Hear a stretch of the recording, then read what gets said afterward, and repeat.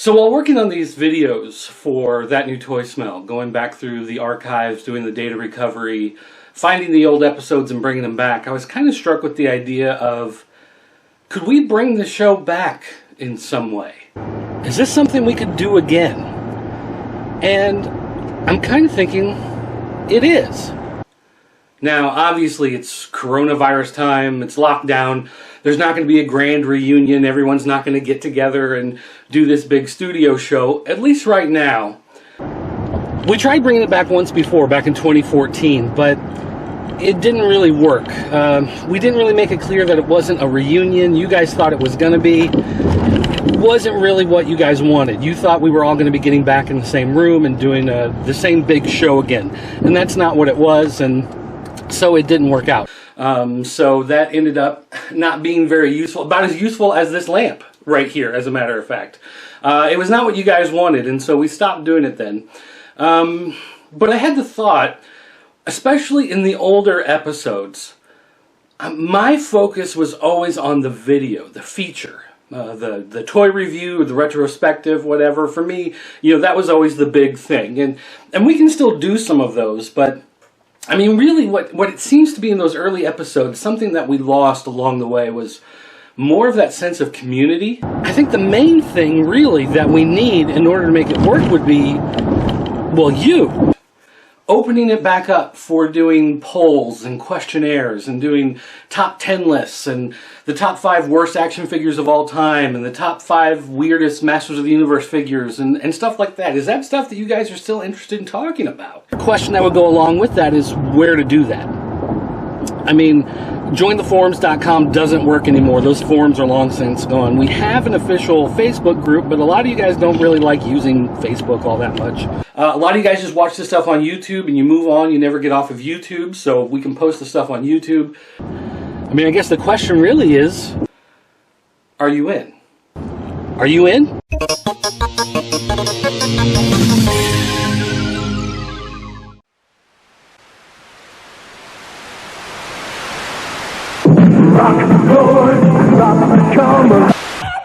Freaky fun for everyone. Sold Leonardo, the katana blade. Attack the evil Inhumanoid, forcing him back into the earth. Hey, the name's Boglins. You sold separately. We battle our He-Man Skeletor each sold separately. You put them out together. Turn them into the light, and they change into even more powerful. Battle against Lion-O and the new Thundercat ally.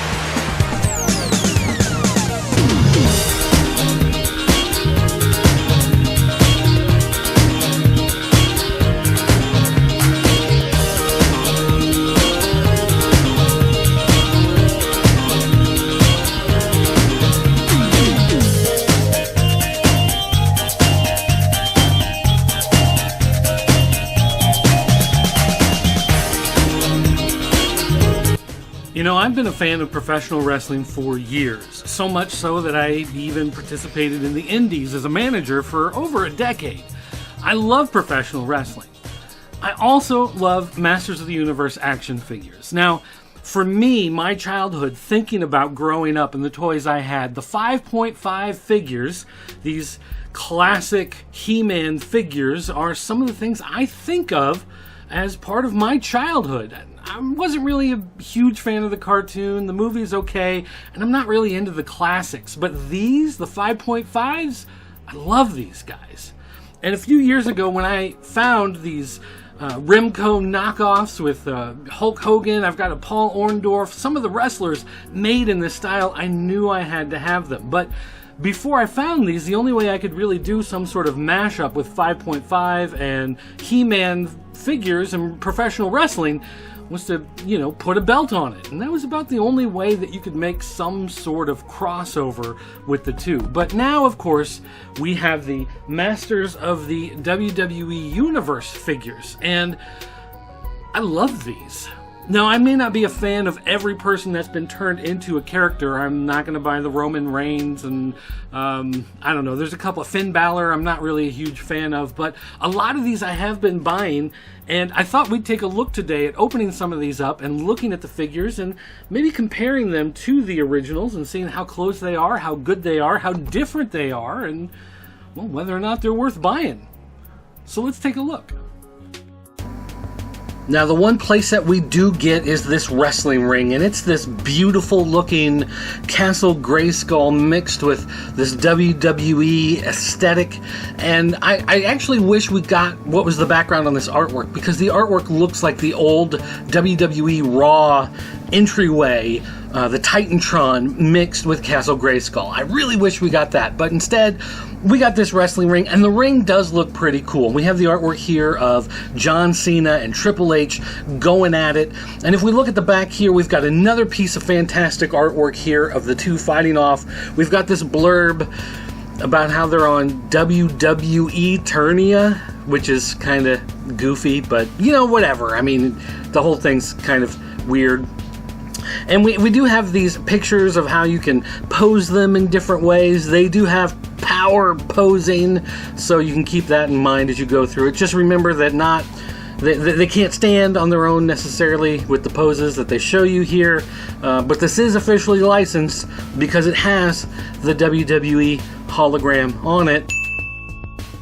And once you bust the box open and dump the stuff out, you can see here that it is basically the same as any other Mattel WWE wrestling ring. You're going to pop these posts in, you're going to put your ring ropes on. It's just elastic bands.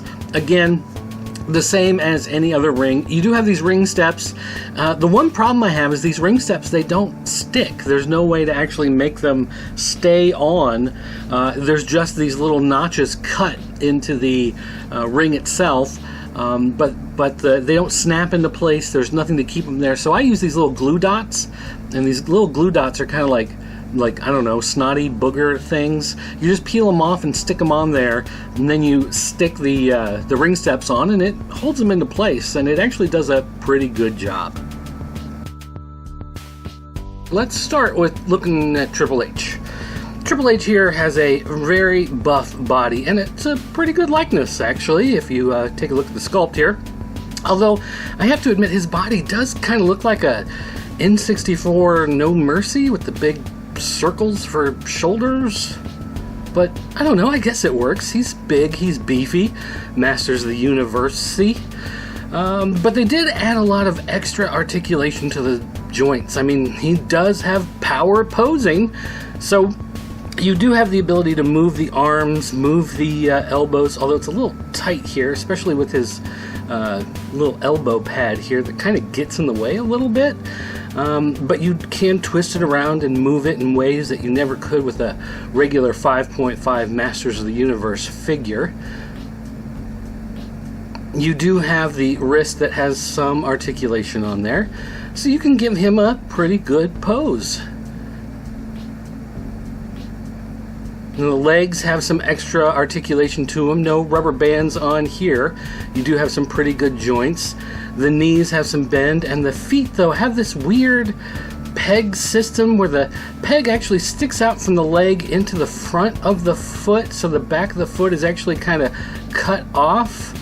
It looks weird, and if I try to get a good angle here on how it actually looks, weird thing happens with the foot here. Oh, yeah, it kind of comes right off, but you can see how it's actually attached with that pin joint there into the foot instead of a ball joint the way we're used to with a lot of feet on action figures nowadays, and it's kind of tough to stick back on there. But overall, yeah, he does have a lot of posing ability, which is what he's supposed to have, and that's pretty neat. Now, if we compare him with Skeletor, he unfortunately doesn't have Skeletor's Terror Claws bikini top, which I kind of miss, to be quite honest. He doesn't have any sort of purple look to him. He doesn't have a skull on a chest, but they do have the same overall basic size and shape to them. So I have to say, I'm actually kind of happy that they kept that basic shape to him, even though they've added a lot more articulation. Now, Skeletor's Terror Claws, of course, had a action feature. You twist the head like that, and the hands move up and down. Triple H's claws are actually bigger than the ones that came on Skeletor, and it's a new sculpt. They didn't just remold the old ones, they're actually made completely different. And you can kind of put it on Skeletor, but it doesn't actually fit. I mean, it just kind of sits on top. Where Skeletor's were actually molded to his arms and hands, these just kind of use a clip-on system, which make them interchangeable with the new figures, but they don't actually work on old classic Skelly. Now on Triple H here, you can snap them in, but once you snap the arms into place, there's no action feature.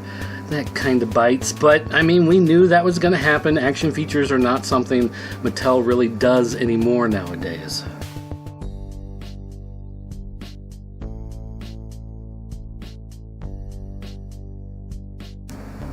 Now, I'm not sure if you can see this, but this is a John Cena figure, and he does have that superposing power, and again, a pretty good likeness, but I guess that's to be expected. They're probably using the same ones from the regular Mattel line, and he is our He-Man surrogate this time around, and he's got He-Man's chest plate, although it is made differently, and it's a little funky. When you compare the two, you can see that it has the same aesthetic, where it's got the panels, the rivets, whatever, going up over the top, but then on the back, it's a quick release on John Cena, whereas He-Man always had the adjustable straps. Cena has the Never Give Up, C Nation on the front instead of the Iron Cross, which, you know, of course, makes sense. And Cena still has the gauntlets, and his shield, though, is, again, a snap-on, although the snap-on, I have a really hard time getting it to work. Technically, you're supposed to be able to put the little handle through his grip and then snap it onto his wrist over the gauntlets, and I could just never get it to fit right. I fought with this thing forever, and anytime I would get it in his hand and then try to push it to snap onto the gauntlet, it would just bend his wrist back into the most disturbing look, most disturbing position. I don't know how to explain it. The shield itself, though, I mean, it looks okay. It's translucent. Again, it's the you can't see me, so it's like invisible. And the battle axe is translucent because you can't see it. But everything about the posability of the figure is the same as what we've seen. Again, sometimes the pads can sort of get in the way, but at least we've got his jean shorts, and that's what makes John Cena, John Cena. It's worth noting that the ring has some real give, like a real wrestling ring. I actually found it fun to play with and to look at. And also the ring ropes have a little more spring than your actual ring ropes. One thing you can notice is you can see my knockoff Hulk Hogan figure's a little too small, but my recreation of WrestleMania Cena vs. Hogan is pretty accurate. Now, all individual figures basically come in the same packaging. It's the same carded bubble blister package that you're going to see on all the figures. It's the giant Masters of the WWE Universe logo at the top. You've got the figure in the classic Masters of the Universe looking bubble on the front. Then on the back, you've got this beautiful piece of artwork, just like they had drawn pieces of comic artwork on the old Masters of the Universe figures. You've got a little blurb about the characters. You've got some stuff about their special abilities, their accessories, or their, I was going to say action feature, but that's not really what they are here. Then some of the other figures on the line, and then the little comic collectible booklet that's included. I mean, everything about this feels like the old Masters of the Universe, except for the fact that you've got the different artwork on the back, and obviously these are WWE characters. But everything else feels like Masters of the Universe. It's incredible how much they've just captured that feeling in these figures. It blows me away.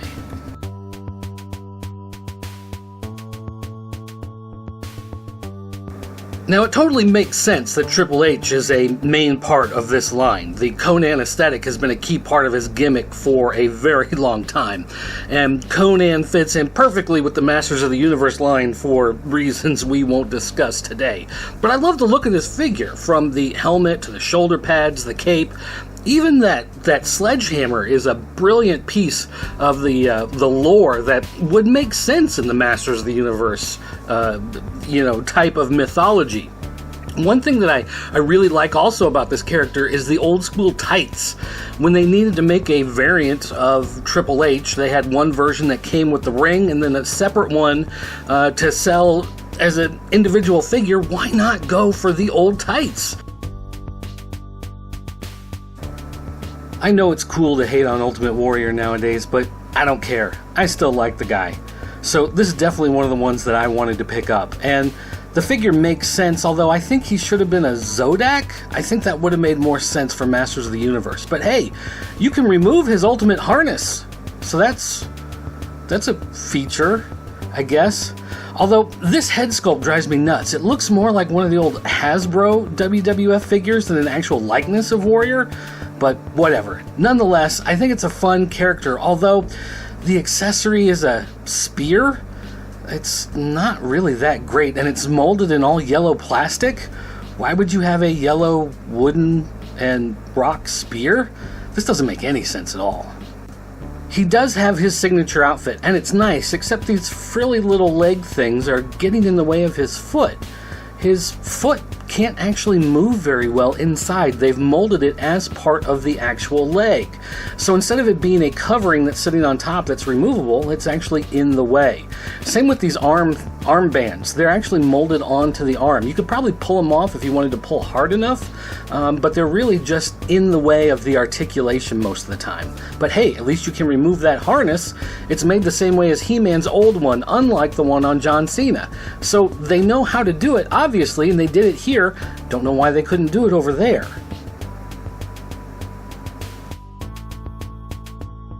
Now let's say you did want to remove the harness, since it is an advertised action feature. Good luck with that, because the Ultimate Warrior's hair is in the way. The molded plastic can't move and doesn't bend, and therefore the harness, you can detach it, but it doesn't actually want to come off. You might rip it and break it, and that would make it come off, but it's not moving on its own. Despite these flaws, I still like the Warrior, and he's going to be my go-to hero of choice. You know, just because. Now, Sting is the Warrior's brother in paint, although we're given the later version of Sting, not the earlier version that looked like the Warrior. But he has been given Clawful's gimmick because of all the red lobster-looking scorpions out there. Now, when I initially saw this figure, I was a little upset that he was going to have this claw stuck on his hand, but it's actually an accessory that you can remove, and I'm actually a lot happier about that. And I like to say actually a lot, because I'm actually a lot happier that he's actually not stuck with that actually lobster claw hand, because actually I would hate that. Even though that was a classic gimmick used in Masters of the Universe, I don't like it stuck on a Sting figure. He also comes with this nunchuck claw stinger thing that's incredibly useless, but hey, at least it's another accessory, and overall the figure looks nice. It's big and beefy like a Masters of the Universe figure, and it's all dressed in black. It's the right deco, so overall it's a nice Sting figure. But luckily it does not come with a permanent claw hand.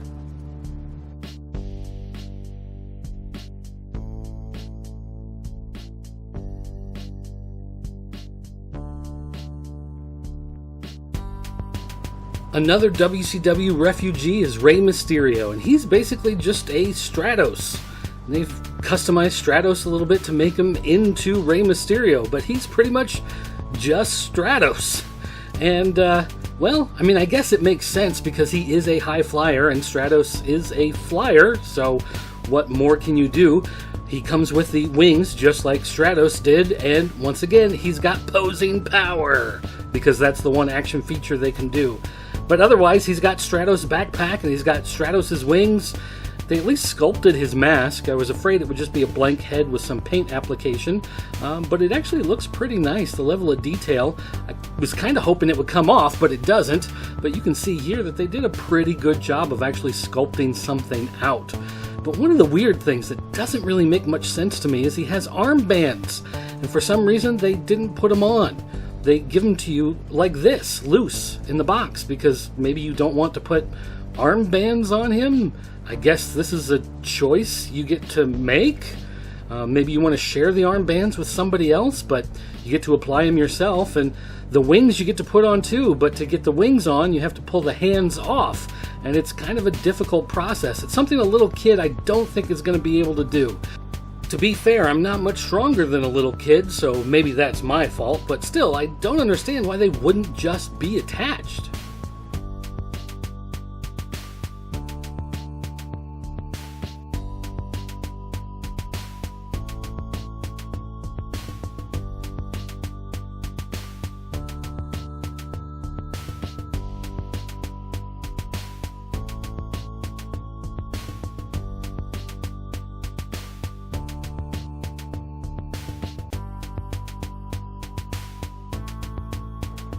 Another one of everyone's favorite wrestlers is Macho Man Randy Savage, and here he is in a mashup. He's Man-at-Arms and Battle Armor He-Man and Macho Man Randy Savage in this weird conglomeration of a character. It's very weird, but yet it's really kind of cool to see these things all mashed up together. The problem, though, of course, is the battle armor. Just like when they did it in the Masters of the Universe Classics line, the battle armor doesn't automatically switch like the vintage figure. You have to snap apart the armor, you have to snap out the damage, you snap in the damage part, then you snap the armor back together. You really need to rake it with the sword and have it automatically pop. That's what it's supposed to do, and it's really disappointing that it doesn't do that. But otherwise, it's a neat looking figure. The Man-at-Arms helmet looks kind of like a do-rag that Randy Savage often wore. Unfortunately, his goggles don't come off. They're molded to the face, but still, it's a neat looking figure. The colors are correct. It has that great beefy Masters of the Universe body to it, which is, the same as all the others, but still, overall, if there were only going to be a couple of these figures that you were going to pick up, this would definitely need to be one of them, despite the fact that the battle armor gimmick just wasn't done correctly once again. And finally, we have Faker John Cena, who is translucent blue because he's made of ice, he's made of diamonds. No, I get it, it's because you can't see me, right? So he's ghostly, he's see-through, which, whatever. I mean, he's the robot, he's Faker, so he does have Faker's robot chest emblem, and I guess the one thing I will give him credit for is that because he's a bad guy, he's heel John Cena, he's the old chain gang version of John Cena, so at least that makes sense, but still, I kind of wish they had just made him, a robot. They had just left him blue, like the original Faker. That would have been a lot cooler than having him be this translucent blue color. Now, he does have this weird weapon, this club, that it's not, the regular John Cena weapons in a different color, which is kind of a shame. He also comes with the Chain Gang chain, which I guess goes, again, with that whole gimmick, but he's not just the alter ego of the good John Cena as the bad John Cena, which is kind of defeating the whole idea of the Faker. But, whatever. At least we've got a bad guy version, a Faker robot version of the supposed hero. So I guess it works in the long run. But still, he does come with these brass knuckles for thug life, and the problem is they are so small and they are so difficult to slide onto his tiny little hands that they are easily lost. In fact, I dropped one while I was filming this and it took me forever to find it, but boy, I'm gonna have to find a little Ziploc baggie and keep these things safe, because they will be gone in a heartbeat if you don't keep a good eye on these things. And I guarantee you, no kids getting this as a toy for Christmas are going to be able to keep these things with their toy.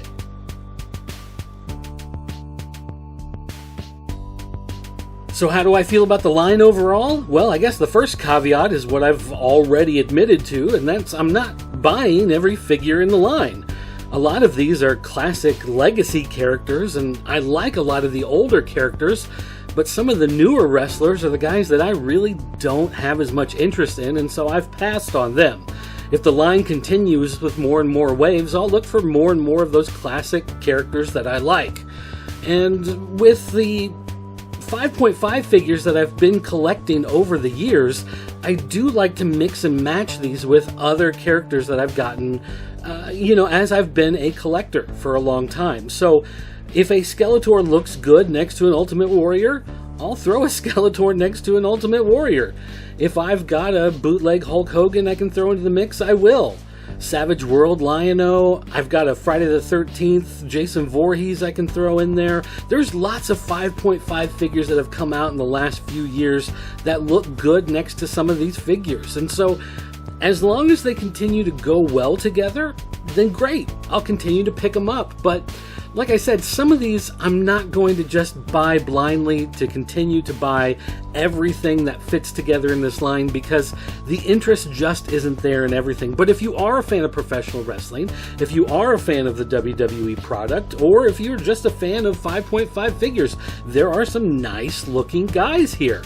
The price point is pretty cheap. You can pick them up at Walmart, and hey, it's a nice thing to add, especially compared to some of the other things we've seen taking up space in the toy aisles in the last few years.